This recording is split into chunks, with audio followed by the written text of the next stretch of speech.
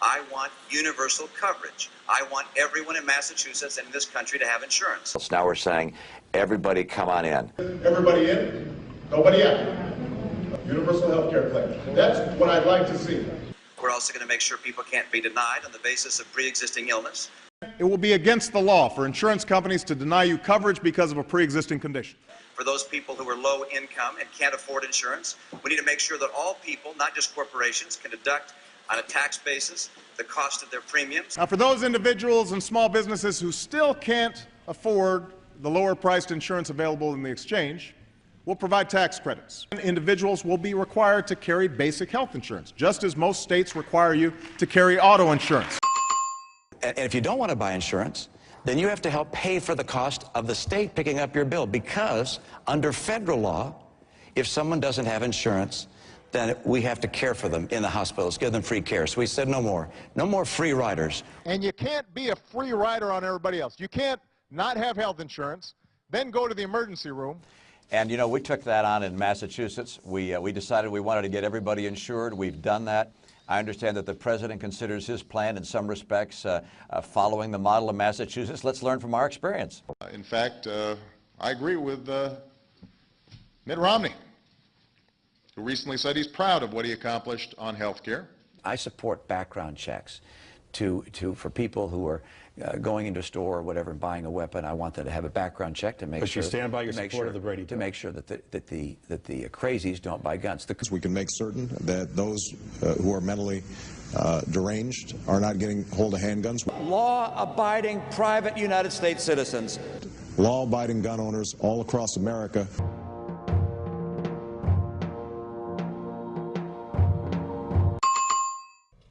That this administration has systematically imposed the toughest sanctions on Iran ever.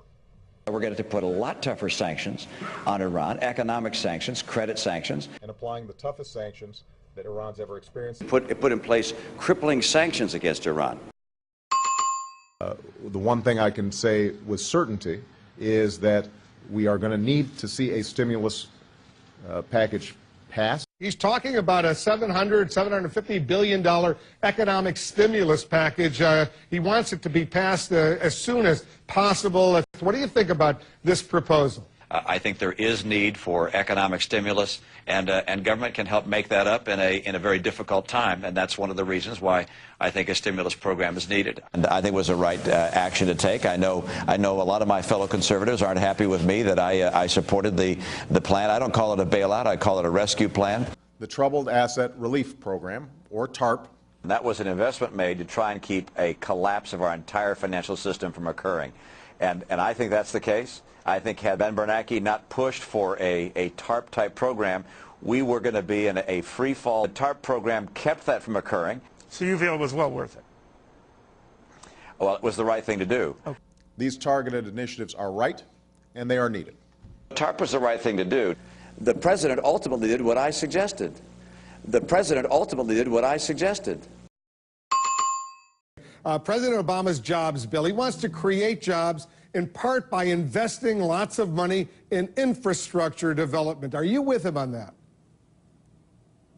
Well, infrastructure enhancement in this country is a positive way to long-term improve the job prospects in America. We must engage contractors across the nation to create jobs rebuilding our crumbling roads, bridges. And we have thousands and thousands of structurally deficient bridges.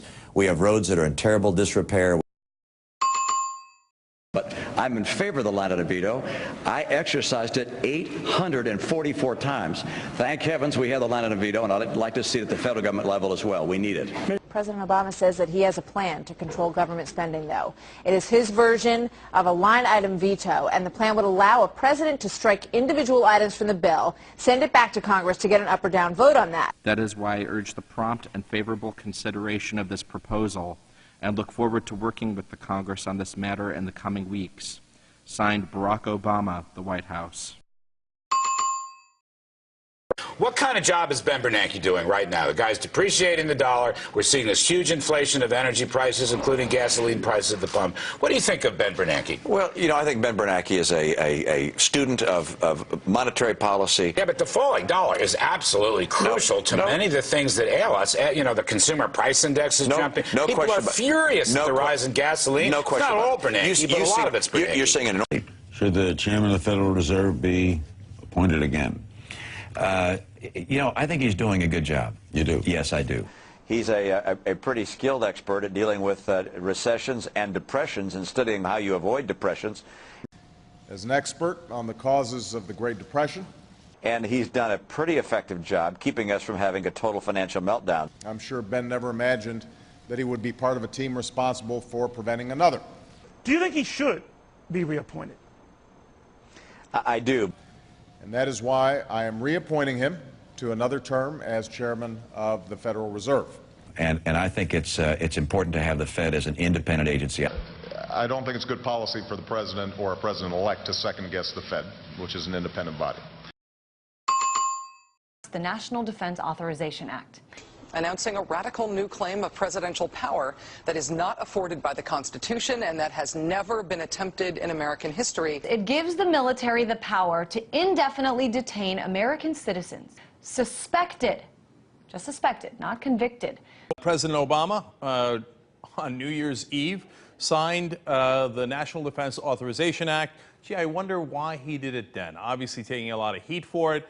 It seems to me the Fourth Amendment in this case has really just been thrown out the window. Governor Romney, as president, would you have signed the National Defense Act as written? Yes, I would have, and I do believe that it's appropriate. Well, could you please explain to me why you voted to reauthorize the Patriot Act, which is the worst attack on civil rights of Americans? It's not actually true that the Patriot Act was the worst. Most of the problems that we have had in civil liberties, they were done through executive order by George W. Bush. That's actually how the worst abuses have occurred. That's what happened with Guantanamo. That's what happened with the warrantless wiretaps. That's what's happened with the suspension of habeas corpus. And I will reverse them with a stroke of a pen. Governor Romney, I'll start with you. You have said that the government should wiretap some mosques to keep tabs on Islamic extremists. And make sure that if they're doing that in a mosque, in a school, at a playground, wherever it's being done, we know what's going on. We need to know about that, track them, follow them, and make sure that in every way we can, we know what they're doing and where they're doing it. And if it means we have to go into a mosque to wiretap or a church, then that's exactly where we're going to go. And I hear from time to time people say, hey, wait a second, we have civil liberties we have to worry about.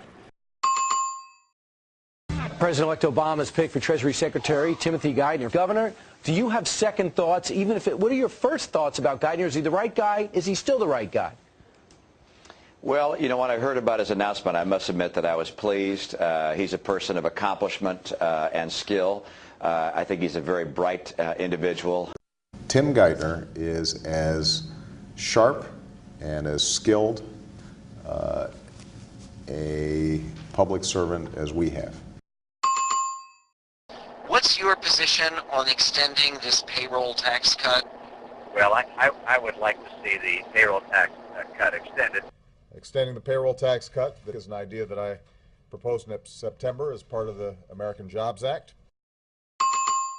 And so my view is pursue a strategy which gets us into energy independent. That's my highest priority. And my focus as it comes to this topic is to get us off of our dependence on foreign oil. To put people back to work today and reduce our dependence on foreign oil tomorrow. To use our natural gas to drill for our oil. A strategy that relies on producing more oil and gas here in America. To use our coal, clean coal. But also producing more biofuels in America, more fuel-efficient cars in America. To use solar and wind and efficiency measures, that's my priority. More wind power in America and more solar power in America.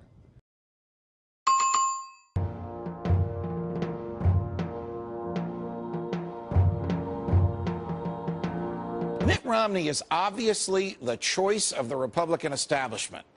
Those are the folks who brought us TARP and stimulus, wars fought on credit cards, federal agents writing their own search warrants, and the federal government taking over education. Mitt Romney believes in all these things. But here's the crusher. So does President Obama. There's not a dime's worth of difference between them. Name the topic on which the president has a real say, and they agree. Can the government mandate health care? Yes, from both.